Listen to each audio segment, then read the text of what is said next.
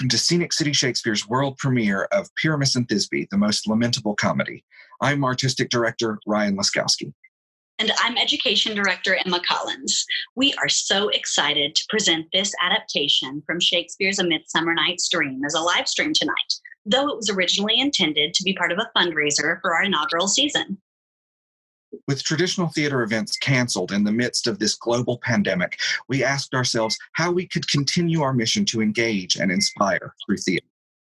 Our series, Self-isolated Shakespeare, is produced 100% remotely, from production meetings and auditions, to rehearsals, and finally to tonight's live stream performance. We'd like to thank our Patreon donors and board of directors for their support, and we're asking for yours too. The average cost of a theater ticket in Chattanooga is $25. All of our productions are offered free of charge. You can show your support by making a donation or purchasing souvenir tickets and playbills at our website, sceniccityshakespeare.org. Access exclusive content and Scenic City Shakespeare merch by becoming a recurring donor with Patreon. Check out our website for more info. Again, that's sceniccityshakespeare.org. We've been blown away by the response to Self-isolated Shakespeare and are so grateful to our immensely talented actors from across the United States. Stay tuned for more information on our next show in the series, adapted from Twelfth Night, Malvolio, A Sportful Malice. Tonight's show runs approximately 1 hour with a 10-minute intermission, so sit back, relax. Open all the crunchy snacks you want. Turn your cell phone volume up to high. Thanks for joining us at Scenic City Shakespeare. And now, Pyramus Thisby, the Most Lamentable Comedy.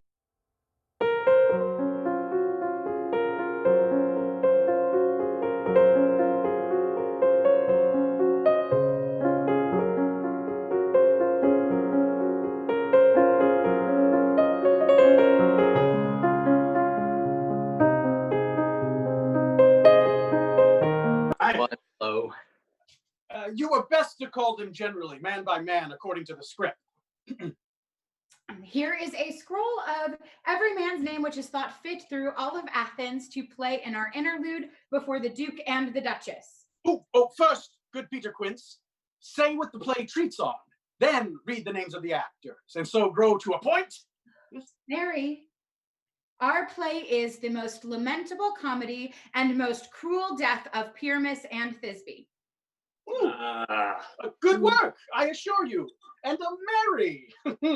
Now, read the names of the actors, good Peter Quince. Masters, spread yourselves. Answer as I call. Nick Bottom the Weaver. Ready, name what part I'm for and proceed.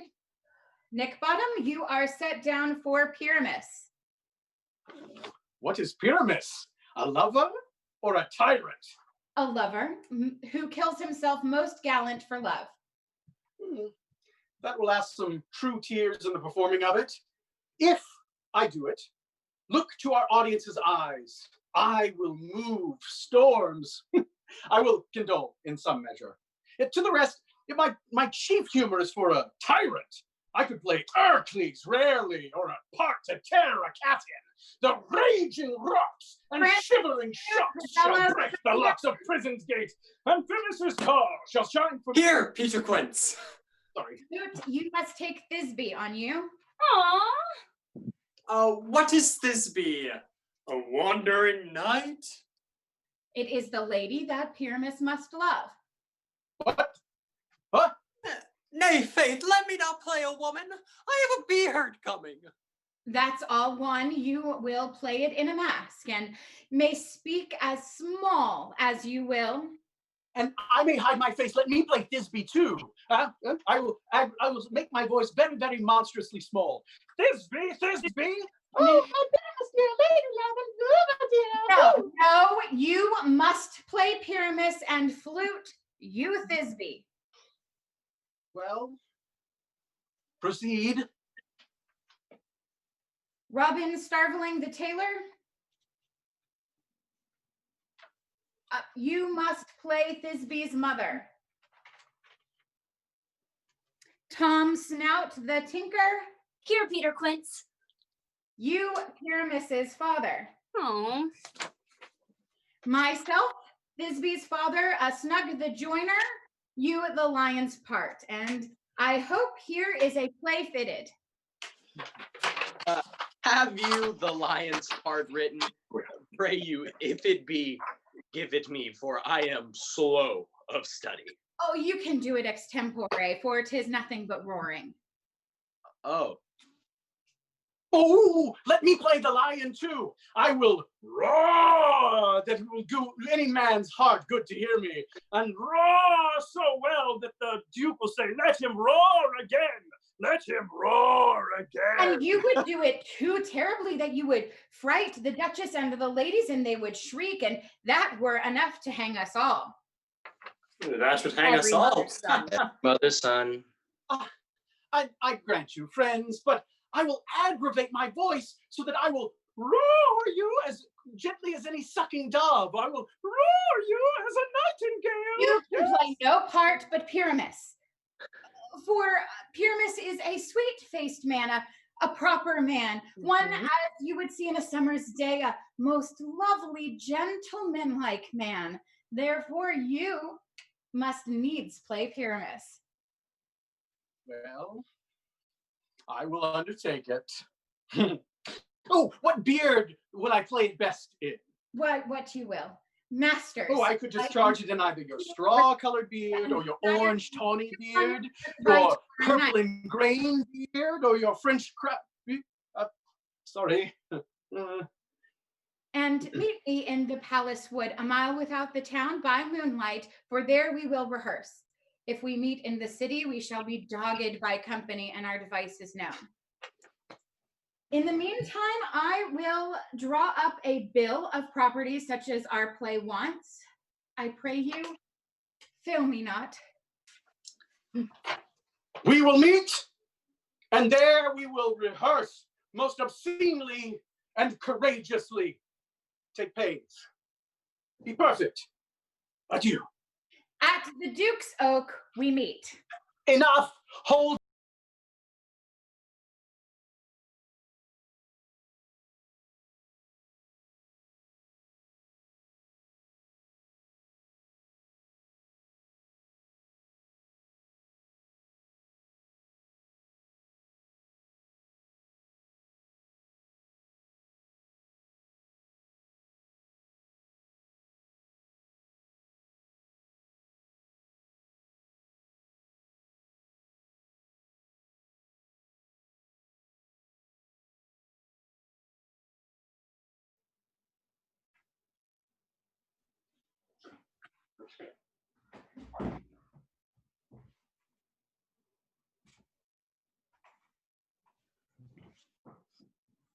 How now, spirit? Whither wander you? Over hill, over dale, through bush, through briar, over park, over pale, through flood, through fire. I do wander everywhere, swifter than the moon's sphere, and I serve the fairy queen to dew her orbs upon the green. The king doth keep his revels here tonight. Take heed the queen come not within his sight. Either I mistake your shape and making quite, or else you are that shrewd and knavish sprite called Robin Goodfellow. Are not you he that frights the maidens of the villagery? He that hobgoblin call you, and sweet Puck. You do their work, and they shall have good luck. Are not you he?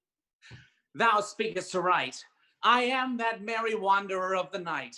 I jest to Oberon and make him smile when I a fat and bean-fed horse beguile, neighing in likeness of a filly foal, and sometime lurk I in a gossip's bowl, in the very likeness of a roasted crab, and when she drinks, against her lips I bob. The wisest ant telling the saddest tale, sometime for 3-foot stool mistaketh me. Then slip I from her bum, down topple she, and Taylor cries, and falls into a cough, and then the whole choir hold their hips and laugh, and waxen in their mirth and knees and swear a merrier hour. was never wasted there, but room, fairy, for here comes Oberon. And here, my mistress, would that he were gone!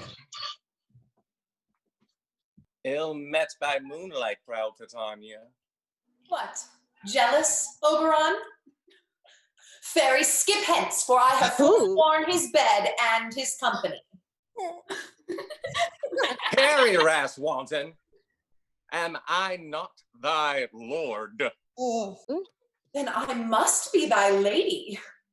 But I know when thou hast stolen away from fairyland, and in the shape of Corin sat all day, playing on pipes of corn, and versing love to amorous Phineas.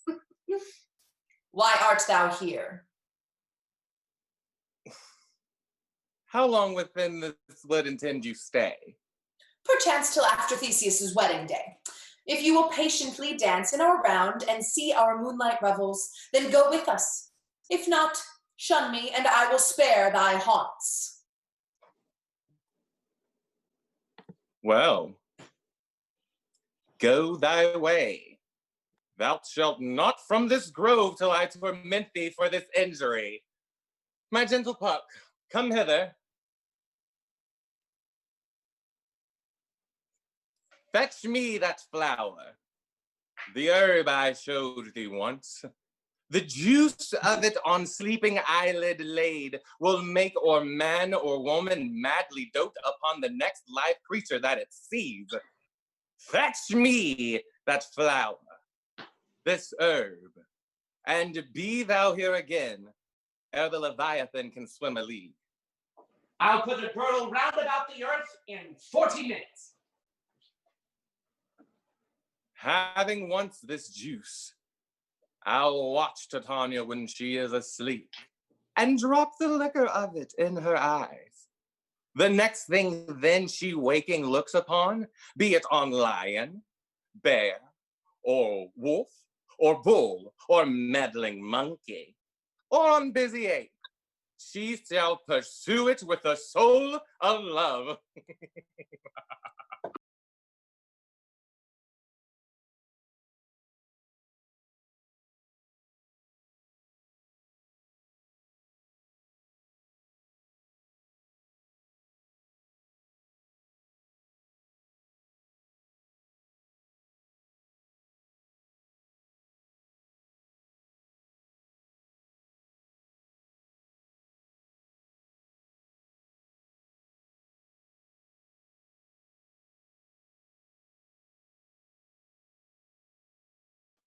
Are we all met?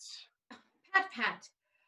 And here's a marvelous convenient place for our rehearsal. This green plot shall be our stage, and that hawthorn break our tiring house. And we will do it in action as we will do it before the Duke. Peter Quince. What sayest thou, bully bottom? There are things in this comedy of Pyramus and Thisby that will never please. First, Pyramus must draw a sword to kill himself, which the ladies cannot abide. How answer you that? Fire Laken, a perilous fear. I believe we must leave the killing out when all is done. No, not a whit. I have a device that will make all well. Write me a prologue. And let the prologue seem to say, we do no harm with our swords, and that Pyramus is not killed indeed. And for the more better assurance, let them know that I, Pyramus, am not Pyramus, but Bottom the Weaver. That will put them out of fear. Well, we shall have such a prologue, and it will be written in 8 and 6. Oh, no, make it 2 more. Let it be written in 8 and 8, yes? Will not the ladies be afeard of the lion? I fear it, I promise you. Now, masters, you ought to consider with yourselves. To bring in God shield us a lion among ladies is a dreadful thing, for there is not a more fearful wildfowl than your lion living. No, and we ought to look to it. Therefore, another prologue must tell he is not a lion. Nay. You must name his name, though. And half his face must be seen through the lion's neck, and through which he would seem to speak, saying thus or to the same defect, ladies, or fair ladies, I would request you, or I would wish you, or I would entreat you, or not to fear, nor to tremble, my life for yours. If you think I come hither as a lion, it were pity on my life. For I am no such thing. I am a man as such other men. And there let him say his name, and tell them plainly that he is Snug, the joiner. Well, it should be so. But there is two hard things. That is to bring moonlight into the chamber, for as you know, Pyramus and Thisby did meet by moonlight. Doth the moon shine the night that we play our play? A calendar. A calendar. Look in the almanac. Find out moonshine. Find out moonshine. Yes. It doth shine that night. Why then? May you leave open a casement in the great chamber window where we play, and the moon shall shine in the casement. Aye, or else one must come in with bush of thorn and lanthorn and say he cometh in to disfigure or to present the person of moonshine. Like that. Then there is another thing. We must have a wall in the chamber. For the story says Pyramus and Thisby did talk through the chink of a wall. You can never bring in a wall. What say you, Bottom? Well, some man or other must present wall. And let him have some plaster or loam or rough cast to signify wall, and let him hold his fingers thus to signify the chink through which Pyramus and Thisby whisper. Yes. Woo-hoo. If it may be, then all is well. Come, sit down, every mother's son, and rehearse your parts. Pyramus, you begin. When you have spoken your speech according to his cue.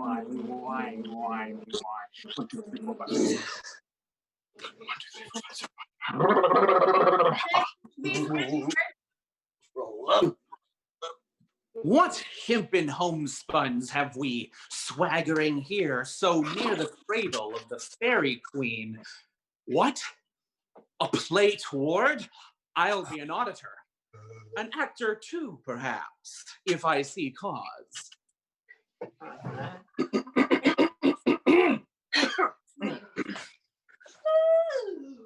Thisby, the flowers of odious savors sweet. Odors. Odors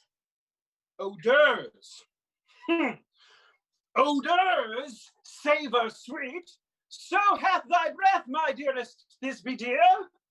But hark, a voice. Stay thou but here a while, and by I will to thee appear. A stranger Pyramus then e'er played here.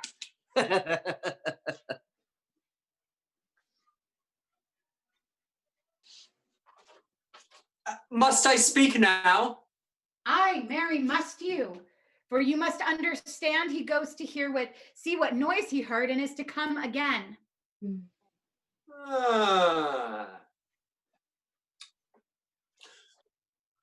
radiant Pyramus, most lily white of hue, of color like a red rose on triumphant briar.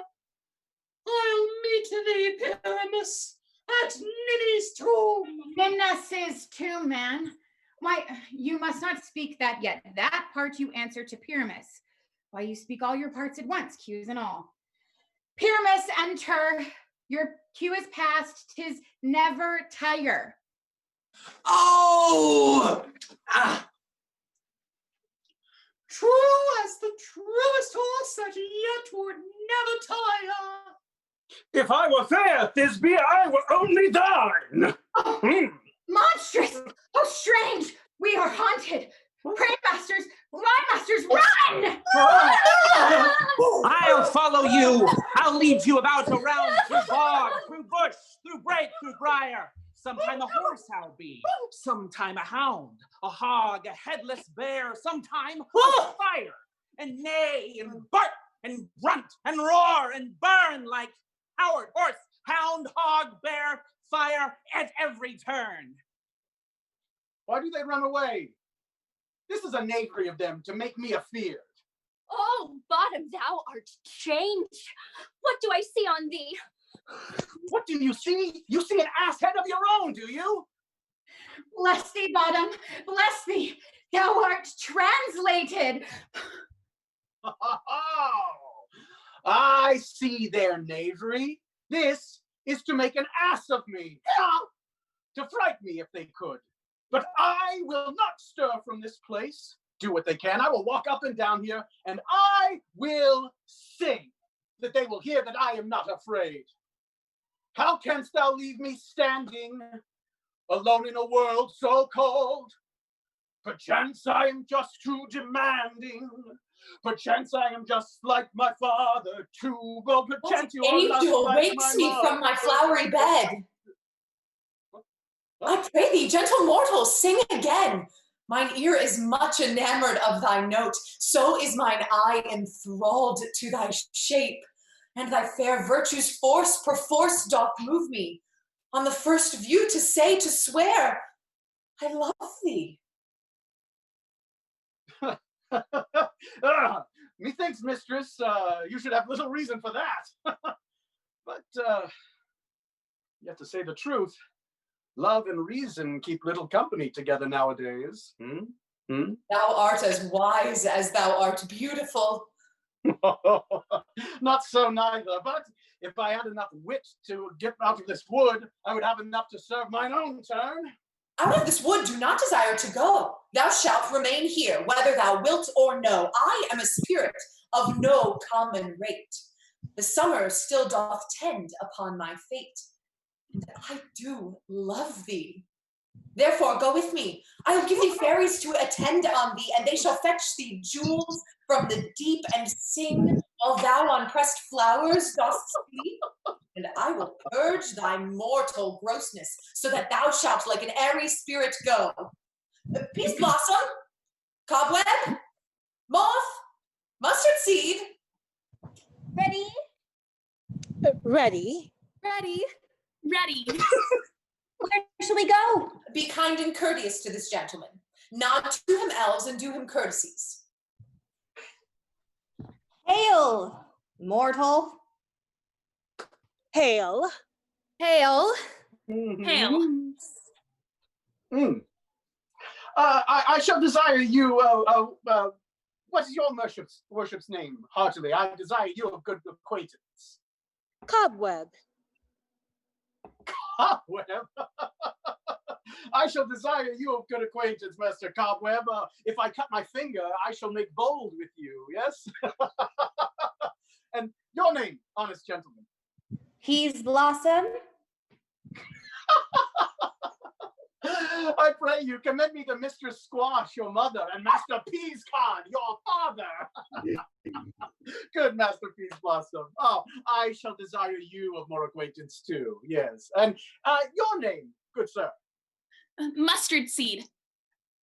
Mustard seed. Good Master Mustard seed. I know your patience well, yes. That same cowardly giant like oxbeak have devoured many a man in your family. I promise you, your kindred had made my eyes want to bear now. I desire you of more acquaintance too, good Master Mustard Seed. Mwah. Come, wait upon him, lead him to my bower. The moon, methinks, looks with a watery eye, and when she weeps, weeps every little flower, lamenting some sort of enforced chastity. Tie up my love's tongue and bring him silently. Oh, what? Oh. Oh. Here we go.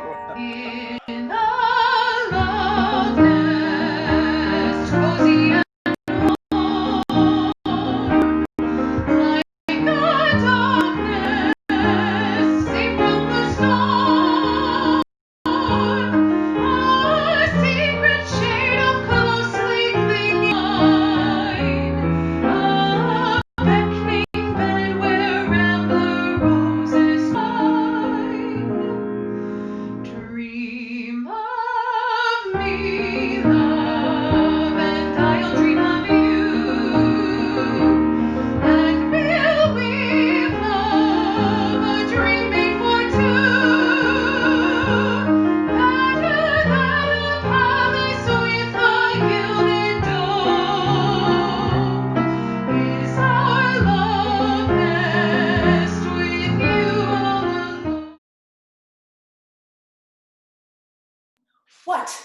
hear some music, my sweet love.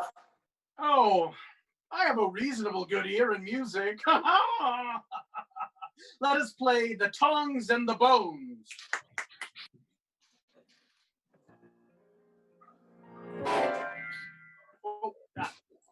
Or say, sweet love, what thou desirest to eat.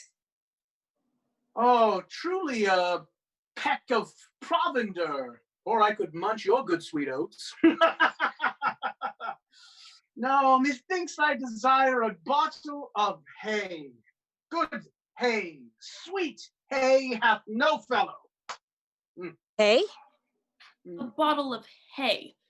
Good, Yes. sweet hay. Hay that hath no fellow, saith he. I have a venturous fairy that shall seek the squirrel's hoard and fetch thee new nuts. Oh, I pray you, let none of your people stir me. I feel an exposition of sleep coming on me.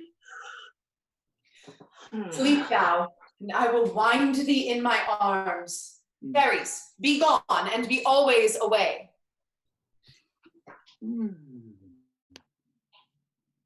So doth the woodbine the sweet honeysuckle gently entwist. The female ivy so enrings the barky fingers of the elm. Oh, how I love thee, how I dote on thee. Yeah. Good Robin, seest thou this sweet sight? My mistress with a monster is in love. Near to her close and consecrated bower, while she was in her dull and sleeping hour, a crew of patches, rude mechanicals, that worked for bread upon Athenian stalls, were met together to rehearse a play intended for great Theseus's nuptial day. The shallowest, thick skin of that barren sort, who Pyramus presented in his sport, forsook his scene and entered in a break, when I did him at this advantage take, and ass's knoll I fixed on his head. Anon his Thisby must be answered, and forth my nymph comes, when they him spy, as wild geese that the creeping fowler eye sever themselves and madly sweep the sky. So at his sight away his fellows fly, and at our stamp here o'er and o'er one falls. He Murder! cries and Help from Athens! calls. I led them on in this distracted fear and left sweet Pyramus translated there. When in that moment, so it came to pass, Titania waked and straightway loved an ass.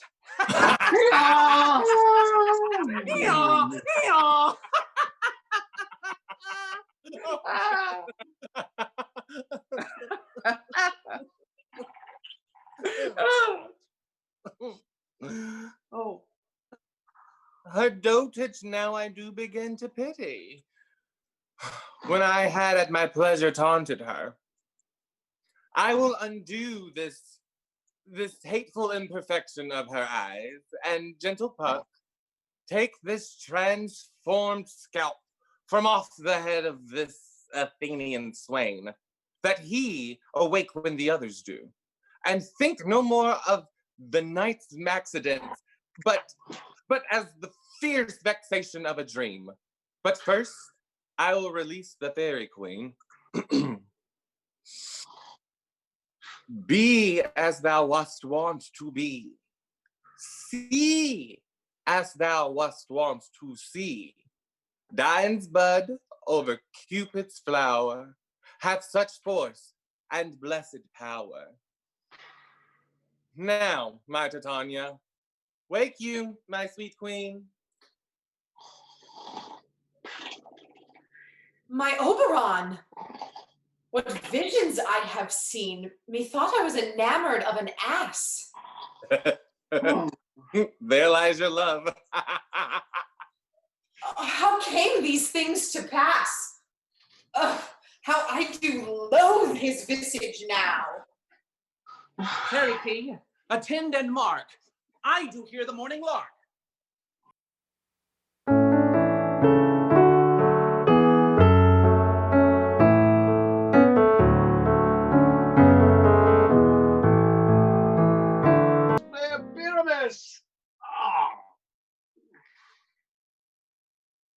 Hey ho!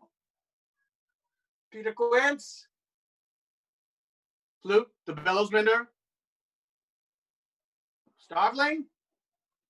Snap the tinker. God's my life stolen hence and left me asleep. I have had a most rare vision. I've had a dream. Past the wit of man to say what dream it was. Man is but an ass if he go on to expound about this dream. Methought I was, no, there is no man that can tell what. Methought I was, methought I had, no. Man is a patched fool if he will offer to say what he thought I had. The eye of man hath not heard. The ear of man hath not seen. The tongue of man is not able to conceive. Man's hand is not able to taste, nor his heart to report what my dream was. Ooh, I will get Peter Quince to write a ballad of this dream. It shall be called Bottom's Dream, because it hath no bottom.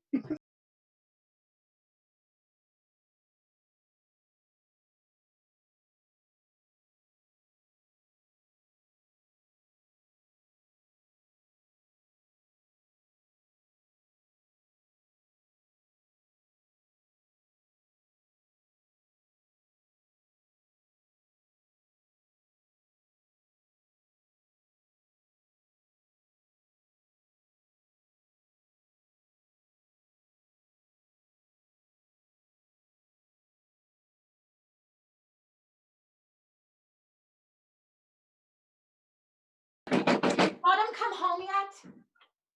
He cannot be heard of. Out of doubt he is transported. If he comes not, the play is marred. It goes not forward, doth it? It is not possible. You have not a man in all of Athens able to discharge Pyramus but he. No, he had simply the best wit of any working man in Athens. Yea, and the best person too. He's a very sweet paramour for a sweet voice. You must say paragon. A paramour is, God bless us, a thing of naught. Masters, the Duke is coming from the temple, and there is 2 or 3 lords and ladies more merry. If our sport had gone forward, we had all been made men. Oh, sweet bully Bottom! Thus hath he lost 6pence a day during his life. He could not have escaped 6pence a day, and had the Duke not given him 6pence a day, I'll be hanged. He would have deserved it. 6pence a day in Pyramus are nothing.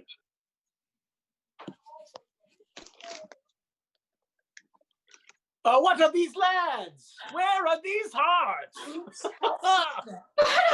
Almost courageous day, almost happy hour.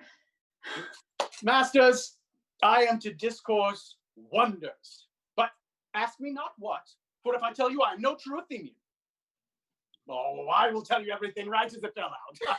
Let us hear, sweet Bottom. Oh, well, not a word of me. All I have to say is that the Duke hath dined. Get your apparels together. Get good strings on your beards. Let new ribbons on your pumps, and meet presently at the palace. Every man look over his part. For in the short of the long of it is our play is preferred. Yes. So in any case, let Thisby have clean linen, and let him that plays the lion not pare his nails, for they should hang out of the claws. Yes? And good actors, sweet fellows, please eat no onion nor garlic, for we are to utter sweet breath, at the least of which they might say it's a sweet comedy. Now, no more words. Away. Go away.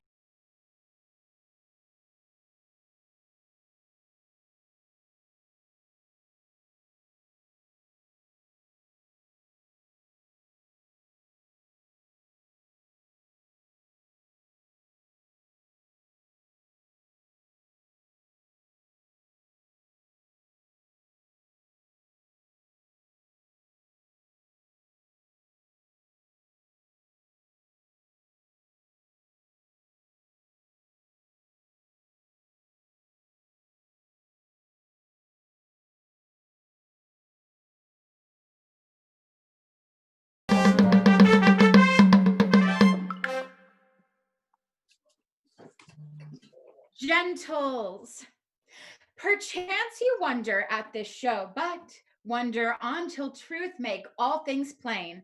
This man is Pyramus, if you would know. This beauteous lady entertain. This man with lime and rough cast doth present wall, that vile wall which did these lovers sunder, and through wall's chink, poor souls, they are content to whisper, at the which let no man wonder. This man with lanthorn, dog, and thorn presenteth moonshine. For if you will know by moonshine did these lovers think no scorn to meet at Ninus' tomb, there to woo. This grisly beast witch lion.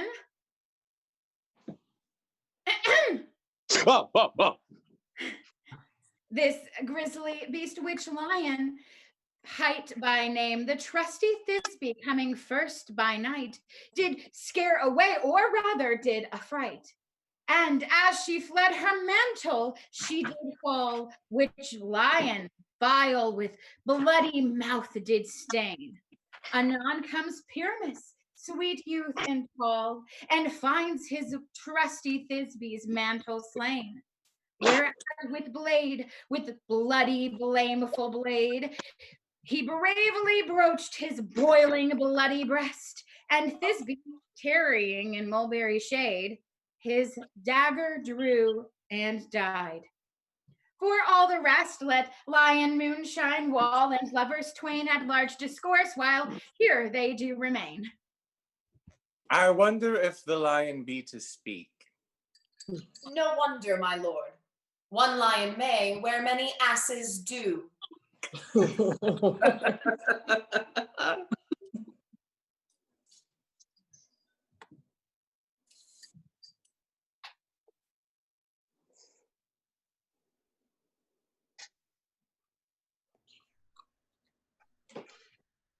And such a wall as I would have you think that had it handied in hole or chink, through which the lovers Pyramus and Thisby did whisper often, very secretly, this lone, this rough cast, this stone doth show that I am that same wall. The truth is so, and the cranny is right and sinister, through which the fearful lovers whisper. Could you desire moss and hair to speak better? It is the wittiest partition that ever I heard discourse, my lord. Pyramus draws near the wall. Silence! Oh, grim looked night! Oh, night, which art so black! Oh, night, which art whenever day is not! Oh, night! Alack! Alack! Alack! I fear my Thisby's promise is forgot. Ooh. And thou, oh wall, sweet, sweet, lovely wall, thou standest between her father's ground and mine. Oh, wall, sweet and lovely wall, show me thy chink to blink through with mine eyne. Ah, thanks, courteous wall. Joe shield thee well for this. But what see I? No Thisby do I see. Oh, wicked wall, through whom I see no bliss. Cursed be thy stones for thus deceiving me. The wall, methinks, being sensible, should curse again. No, in truth, sir, she should not. Deceiving me is Thisby's cue. She is to enter now, and I'm to spy her through the wall. And you'll see, this will all fall pat, just as I told you. Oh, yonder, she comes. O wall, full often hast thou heard my moans for parting my fair Pyramus and me. These cherry lips have often kissed thy stones. Thy stones with lime and hair knit up in thee. I see a voice. Now will I to the wall to spy if I can hear my Thisby's face. Thisby! My love thou art, my love I think. Think what thou will. I am thy lover's grace, and like Lymander am trusty still. And I like Helen till the fates me kill. Not Shaphalus to Procris was so true. As Shaphalus to Procris, I to you. Oh, kiss me through the hole of this vile wall. I kiss the wall's hole, not your lips at all. Wilt thou meet me at Ninny's tomb straight away? Tide life, tide death, I come without delay. And this, my job is done, and wall away doth go. This is the silliest stuff that ever I heard. If we imagine no more of them than they of themselves, they may pass for excellent men. Here comes two noble beasts in, one man and one lion.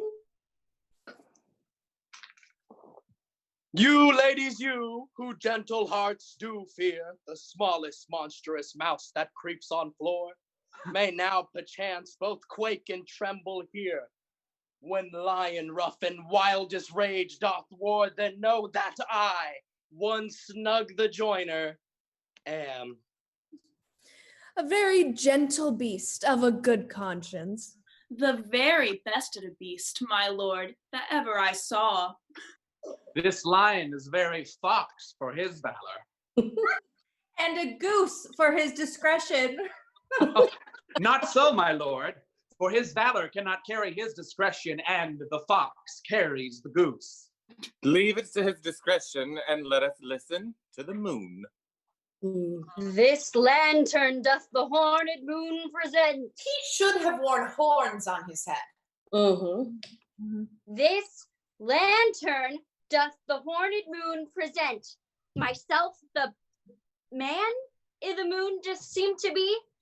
Now this is the greatest error of all the rest. The man should be put inside the lantern. How else is it the man of the moon? He dares not come there for the candle. But you see, it is already in snuff. Proceed, moon. All I have to say is to tell you that this lantern is the moon, myself, the man of the moon, this thorn bush, my thorn bush, and this dog, my dog. Oh, it's a doggy. Hey, puppy. This is old Ninny's tomb. Where is my love? Oh! Well roared, lion, well roared. Well, run, Thisby. Oh!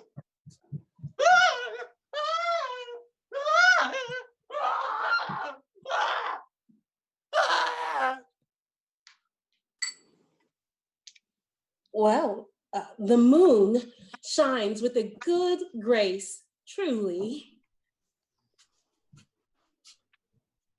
Oh, sweet moon, thank thee for thy sunny beams.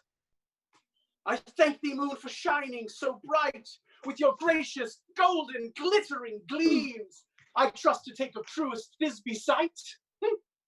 But stay, oh spite, but mark, dear night, what dreadful dole is here? Eyes, do you see? How can it be? Oh, dainty duck, dear. Oh, thy mantle good. What? Stained with blood? Oh, fates, you furies fell. Oh, fates, come, cut, thread, and thrum. Quail, conclude, crush, and quell. Beshrew my heart, but I pity the man. Oh, nature, Wherefore didst thou, lion's frame, since lion bile hath here deflowered my dear, which is, no, which was the fairest dame that loved, that looked, that liked, that lived. Oh, come, tears confound. Out, sword, and wound that pap of Pyramus. The left pap, yes, where heart doth hop. Thus I die. Thus.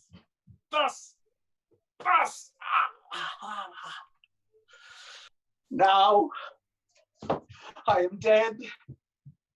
Now I am fled. My soul is in the sky. Tongue, lose thy light. Moon, take that light. Thus, die.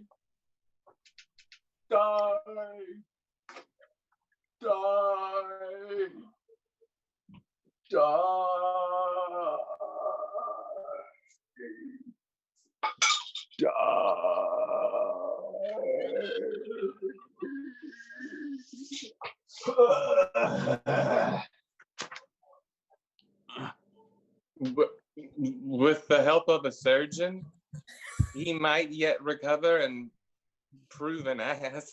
Moonshine is gone before Thisby comes back and finds her lover. She will find him by starlight. Here she comes, and her passion ends the play. Asleep, my love. What? Dead, my dove. Oh, Pyramus, arise! Speak! Speak! Quite dumb.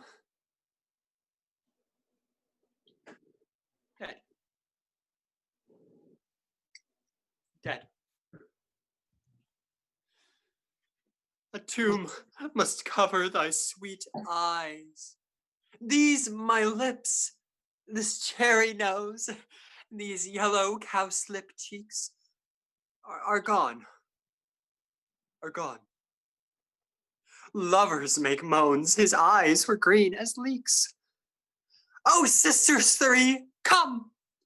Come to me, with hands as pale as milk, lay them in gore, since you have shore with shears his thread of silk. Tongue, not a word. Come, trusty sword. Come, blade, my breast imbrue.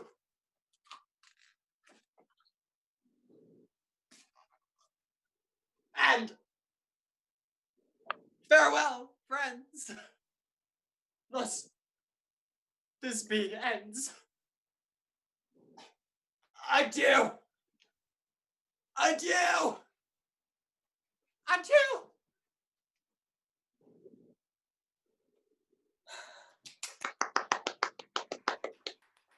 Well, Moonshine and Lion are left to bury the dead. Aye, and Wall too.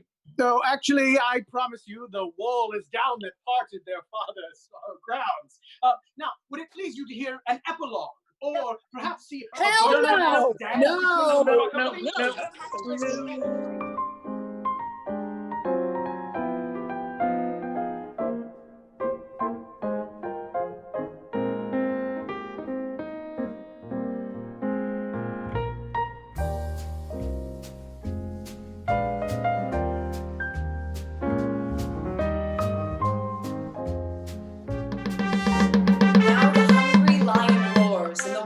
Howls the moon. Now the wasted brands do glow. Now it is the time of night that the graves all gaping wide. Everyone lets forth his sprite in the churchway paths to glide. And we fairies that do run by the triple Hecate's team, from the presence of the sun following darkness like a dream, now our frolic. Not a mouse shall disturb this hallowed house. Through the house give gathering light, by the dead and drowsy fire. Every elf and fairy sprite hop as light as bird from briar. And this ditty, after me, sing and dance it trippingly. If we shadows have offended, think but this, and all is mended. That you have but slumbered here while these visions did appear, and this weak and idle theme no more yielding, but a dream. Gentles, do not reprehend. If you pardon, we will amend. As I am an honest Puck, if we have unearned luck, now to scape the serpent's tongue, we will make amends ere long, else the Puck a liar call. So, good night unto you all. Give me your hands if we be friends, and Robin shall restore amends.